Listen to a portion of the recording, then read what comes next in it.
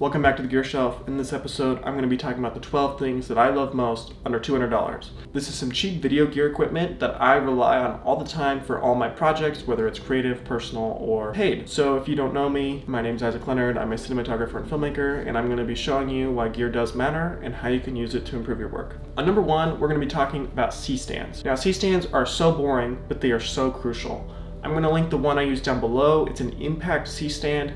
I love it because it's big, which means you can mount lights really high. I recently had an ad shoot in the mountains.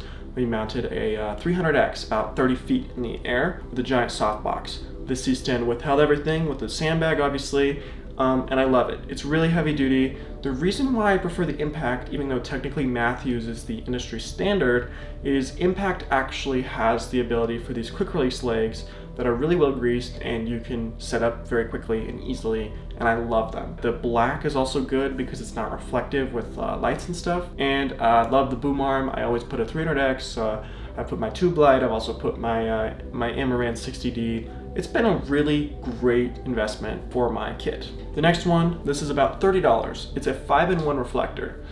This, I cannot tell you how many times it has saved me. 5-in-1 reflectors are so nice because they let you practice bounce, diffusion, negative fill, and you can, reflect stuff too. This has been so crucial on so many sets where you can't bring out a 6x6 scrim, or you can't bring out a giant C-stand, or you're in a park, you don't want to seem like you're on a film set. This little 5-in-1 reflector folds up really nicely. It's super small. I use it on almost everything. You can also use it as a layer of diffusion, so if you forgot a softbox or you're like me and you're traveling super late, you can literally just separate it, put the light in front, diffuse through, cut your light how you want to.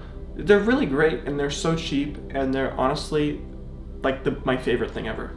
The next item is a Pedco Ultra Clamp. Basically, it's a little clamp that screws on to your tripod or to your stands or anything, and it has a 1/4-20 on the end. Kind of plasticky and not the most well made. However, I will say it's so versatile.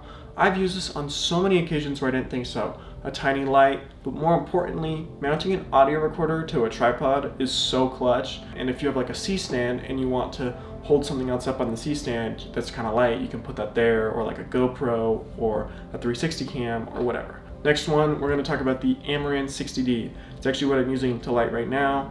It's this really tiny pocket light that's 60 watts. I would get the daylight version because the bicolor version is going to be 30 watts approximately, about half your output. But 60 watts is enough that I've used it as a key light before. It's a little rough as a key light. Definitely as a back or fill light, it's amazing. But I love it for its size. I can pack this in a suitcase, a backpack, my camera case, whatever it is, and it's really small, and to get a little Bowens mount light that small is incredible. And you can actually power it using MPFs, which is great, and it's just a small little compact light that I use all the time when I don't want to set up a big 300X or big aperture softbox. People are gonna laugh, but cheap light stands, I don't tell you how many times it's nice to have I think I have 8 or 10 of these light stands.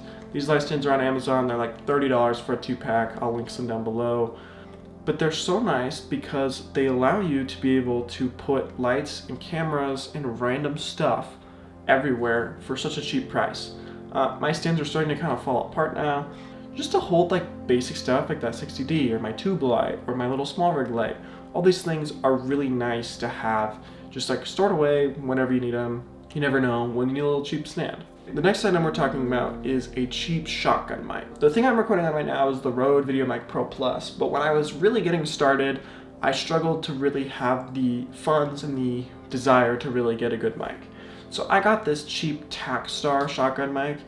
It's not amazing, but for $30, this mic is well above its pay grade. When I compared it against this Rode, it literally was identical. To have a mic that you can just throw around in your bag that you leave is so clutch. DeWalt camera case, I'll link it down below as well. It's actually at Home Depot and it's only $120, but it's what I've been using to actually store my Blackmagic inside of, because it's big enough that you can fit a full rig in, and it has enough pockets that you actually can put all sorts of stuff. It's designed for tools, but for video work, I've actually really liked it. It has a hard case on the bottom and it's water resistant, so if there's a little bit of rain, it's not going to get inside. It's a little bit small for cinema bag standards, but for $100, This bag is so nice to just like throw around, put in a car, transport a fully built cinema rig, which is a Manfrotto Super Clamp. This thing I got, and it's so nice for mounting my tube light on a C-stand, but it's also nice for holding, reflectors or fabrics or other things that you wouldn't necessarily think of. This ability to clamp down really hard on any surface. You can actually put a baby pin adapter on the other end, so if you wanted to mount a light on like a desk or something like that. So I've been using the Satechi dongles, about $80, $90, but they're really clutch. To get Ethernet, USB-A, HDMI, and a backup SD card and micro SD card reader, I think is honestly really nice. I also like it because it matches the aluminum of the MacBook Pro, so it looks nice. But you can also get a cheap Anker one for $30, which I also use as well.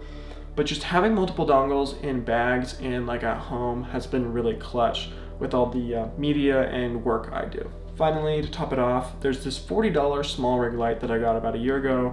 Super small, but it has these lighting effects, and you never know when you want like a little kicker or a little kind of splash of color somewhere. Honestly, it's proven to be pretty nice. I would say it's annoying that the battery's not replaceable, so it's USB-C, and after about an hour and a half, it's kind of dead.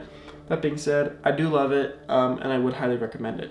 So thank you for looking at this year's holiday gift guide. If you have any questions, leave them down below, and I will see you in the next one.